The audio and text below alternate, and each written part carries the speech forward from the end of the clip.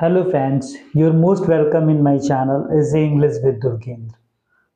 आज हम आपसे डिस्कस करेंगे प्रेजेंट परफेक्ट कंटिन्यूअस टेंस के बारे में। प्रेजेंट की सीरीज में मैंने कई वीडियोस डाउनलोड किए, जिसमें फर्स्ट है present indefinite tense, second present continuous tense, third present perfect tense और fourth present perfect continuous tense. इस टेंस की पहचान क्या है, पहले हम इस पे बातचीत करेंगे। आइए देखते हैं। अगर ऐसे सेंटेंस जिसमें रहा है, रही है, ऐसे शब्द के साथ समय भी आया हो, तो ऐसे सेंटेंस को हम प्रेजेंट परफेक्ट कंटिन्यूअस टेंस में काउंट करते हैं। जैसे वह पिछले 5 साल से IAS की तैयारी कर रहा है।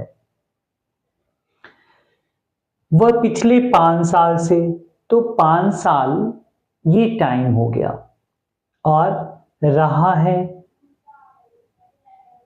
के साथ अगर टाइम ऐड हो रहा है तो ये प्रेजेंट परफेक्ट कंटिन्यूअस टेंस में काउंट होगा। जैसे वह 2 घंटे से सो रहा है, सो रहा है ये भी यहाँ पे आया और 2 घंटे भी आया, तो 2 घंटे से सो रहा है तो समय भी आ गया और रहा रही भी आ गया।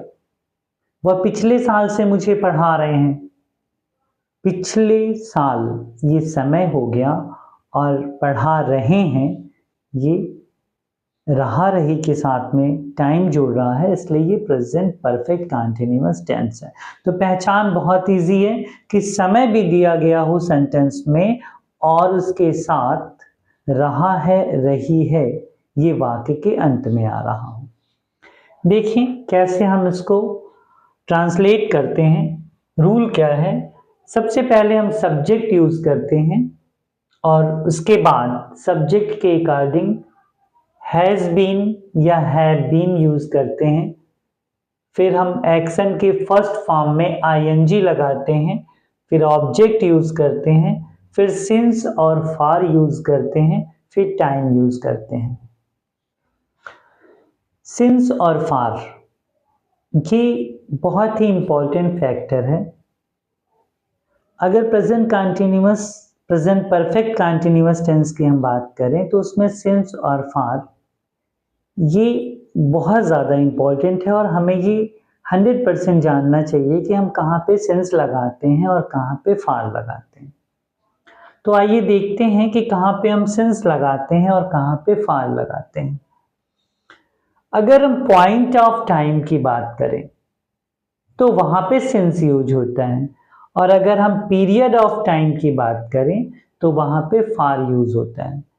पॉइंट ऑफ टाइम का मतलब है कि कोई एक फिक्स टाइम, एक ऐसा टाइम जिसमें कोई भी सस्पिशन क्रिएट ना हो। जैसे बचपन से, जनवरी से, मंडे से, 2 बजे से, तो आप देखें ये सब एक फिक्स टाइम को कहीं ना कहीं शो करता है। जैसे अगर मैंने कहा कि वह मुझे सोमवार से पढ़ा रहे हैं, तो आप देखिए सोम, मंगल, बुध, बृहस्पति, मैंने पॉइंट किया सोमवार से। तो ऐसे सीरीज में जब हम पॉइंट करते हैं तो वो पॉइंट ऑफ टाइम में काउंट हो जाता है। जैसे मैंने कहा कि वह 2005 से IAS की तैयारी कर रहे हैं, तो 2005, 2006, 2007, मैंने कहा 2005, तो मैंने पॉइंट कर दिया। वह मुझे जनवरी से पढ़ा रहे हैं, जनवरी, फरवरी, मार्च, अप्रैल, मैंने कहा जनवरी, तो जनवरी वो पॉइंट हो गया।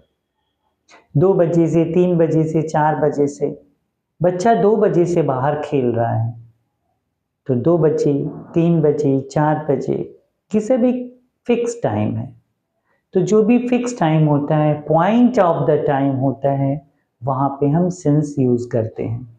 पॉइंट ऑफ द टाइम में birth, childhood, 2 o'clock, morning, Monday, January, या ऐसे भी वर्ड्स आते हैं लास्ट वीक, वह मुझे पिछले साल से पढ़ा रहे हैं। लास्ट मंथ, वे मुझे पिछले महीने से पढ़ा रहे हैं। लास्ट ईयर, पिछले साल, यानी कि लास्ट ईयर अगर ऐसा आता है तो हम सिंस यूज करते हैं। अब बर्थ डेट होगा, फिक्स होगा। चाइल्डहुड यानी बचपन से, तो बचपन से, जवानी से, बुढ़ापे से, तो ये एक कैटेगरी वाइज डिवाइड है। तो इसमें हम एकदम फिक्स टाइम को यहाँ पे इंडिकेट करते हैं।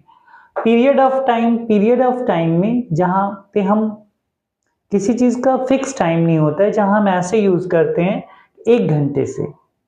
तो 1 घंटे से कब से ये फिक्स नहीं है।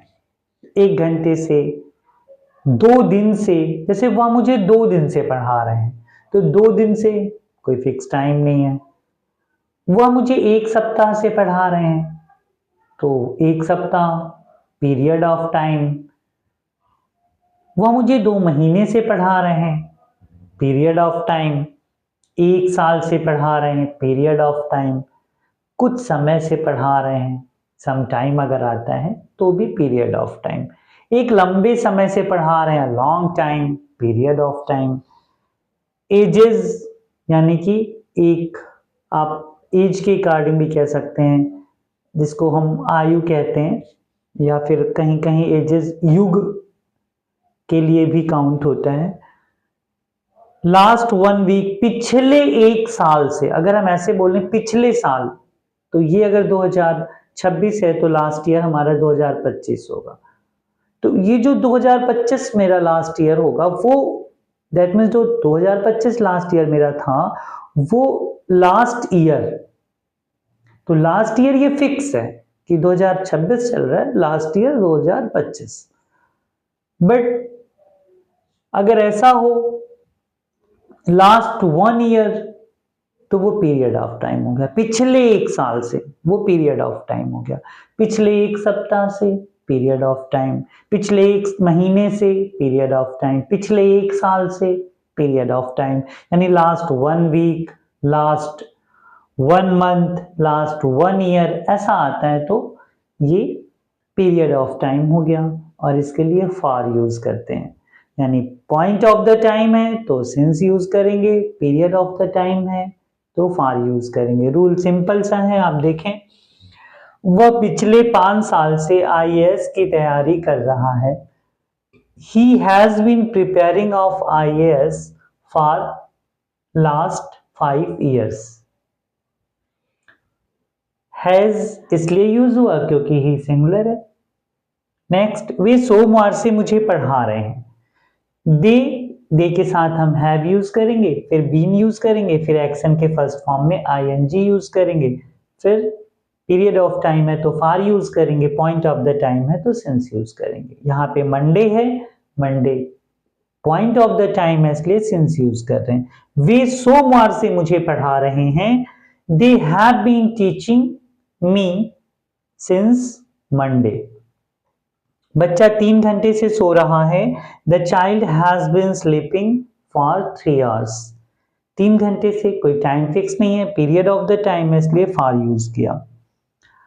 अब अगर इसका निगेटिव देखें तो आप हैज और हैव या हैव के तुरंत बाद नॉट यूज करते हैं। जैसे वह पिछले 5 साल से आईएएस की तैयारी नहीं कर रहा है। He has not been preparing for IAS last 5 years. आप ऐसे देख सकते हैं कि आपको हैज और हैव के बाद नॉट यूज करना है, तो आप निगेटिव सेंटेंसेस इजिली बना सकते हैं। अगर हम क्वेश्चन वर्ड की बात करें तो अगर हमने पहले भी डिस्कस कर रखा है कि अगर हमें क्या वाले सेंटेंस मिल गए तो हम इजिली क्वेश्चन से रिलेटेड जितने भी सेंटेंसेस हैं उसे अच्छी तरीके से लिख भी सकते हैं और इजिली बोल भी सकते हैं। जैसे वह इस स्कूल में 2015 से पढ़ रहा है। He has been reading in this school since 2015. क्या वह इस स्कूल में 2015 से पढ़ रहा है? इसको हम पहले लिख देते हैं। Has he been reading in this school since 2015। अगर हमें क्या वाले सेंटेंसेस मिल गए हैं तो हम कहाँ, कौन, कैसे, कब ये ऐड करके इजिली ऐसे सेंटेंसेस बना लेते हैं। जैसे वो इस स्कूल में क्यों 2015 से पढ़ रहा है, तो क्या वाला सेंटेंस मेरे पास है, इसके आगे हम वाई यूज कर देंगे। Why has he been reading in this school since 2015। कैसे वह इस स्कूल में 2015 से पढ़ रहा है, तो क्या वाला जो मेरा सेंटेंस था ना, उसके आगे हम वाई, हाउ, वेयर ऐड कर देते हैं। क्या वाला सेंटेंस मेरा क्या था, has he been reading in this school since 2015। अब क्यों आया, तो why has he been reading in this school since 2015। कैसे वह 2015 से इस स्कूल में पढ़ रहा है, how has he been reading in this school since 2015। कहां वह इस स्कूल में 2015 से पढ़ रहा है, where has he been reading in this school since 2015। तो आप इजिली बना सकते हैं। क्या वाले सेंटेंसेस की इंग्लिश अगर आपको मिल गई तो आप उसके आगे कहाँ, कौन, कैसे, इसके इंग्लिश ऐड करके इजिली आप ऐसे भी सेंटेंसेस यूज कर लेते हैं जहां वाक्य के बीच में कब, कहाँ, क्यों, कैसे वर्ड यूज करके सेंटेंसेस इंट्रोगेटिव के पूछे जाते हैं। तो इजिली टिप्स है और आप इसको आसानी से लिख भी सकते हैं और आसानी से बोल भी सकते हैं। मैं इसको इसलिए क्या वाले सेंटेंसेस के साथ ऐड करके आपको बताता हूँ कि आप आसानी से बोल सकें, नहीं तो फिर आप कैलकुलेट करके अगर बार बार बोलने की प्रैक्टिस करेंगे तो आपको प्रॉब्लम क्रिएट होगी। बट क्या वाले जो इंट्रोगेटिव सेंटेंस हैं वो अगर तैयार है तो उसके साथ WH वर्ड्स यूज करके वाक्य के बीच में जो कहाँ, कौन, कब, कैसे आता है उसको आप इजीली बोल सकते हैं। तो ये बोलने के भी टिप्स मैंने यहाँ पे डिस्कस किया और जो एकेडमिक ग्रामर के टिप्स हैं रूल्स के अकॉर्डिंग वो मैंने डिस्कस किया। कहाँ पे सिंस और कहाँ पे फार यूज होगा, this is the most important thing here. ये आपको 100% लर्न होना चाहिए कि कहाँ पे सिंस यूज होगा और कहाँ पे फार। फिर आप easily present perfect continuous tense के सारे सेंटेंसेस को आसानी से लिख सकते हैं और बोल सकते हैं। तो आप अच्छी इंग्लिश लिखने और बोलने की प्रैक्टिस करें। Thank you so much.